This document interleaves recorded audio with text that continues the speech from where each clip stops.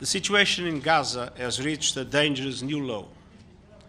The horrific terror attacks by Hamas on Israel that killed more than 1,200 people and injured thousands more last Saturday were followed by intense bombardment of Gaza that has already killed 1,800 people and injured thousands more.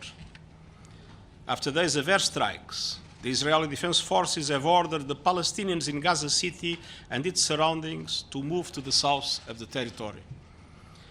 Moving more than 1 million people across a densely populated war zone to a place with no food, water, or accommodation when the entire territory is under siege is extremely dangerous and in some cases simply not possible. Hospitals in the south of Gaza are already at capacity and will not be able to accept thousands of new patients from the north. The health system is on the brink of collapse. Morgues are overflowing. 11 healthcare staff have been killed while on duty, and there have been 34 attacks on health facilities in the past few days.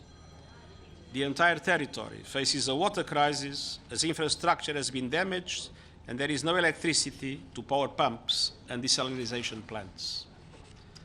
Our United Nations staff and our partners are working around the clock to support the people of Gaza.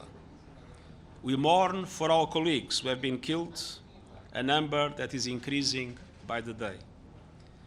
I've been in constant contact with the leaders across the region, focused on ways to reduce suffering and prevent further dangerous escalation in the West Bank or elsewhere in the region, especially in southern Lebanon.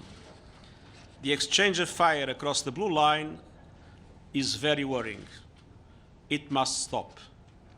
We need immediate humanitarian access throughout Gaza so that we can get fuel, food and water to everyone in need.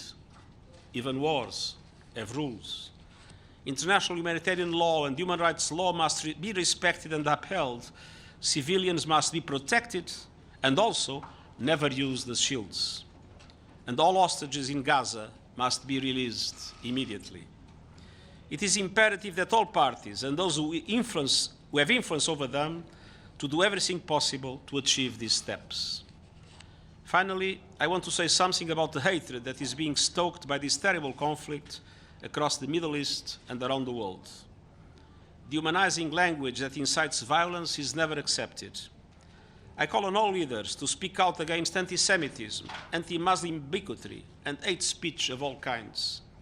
This is a time for the international community to come together around protecting civilians and finding a lasting solution to this unending cycle of death and destruction. Thank you. Thank you.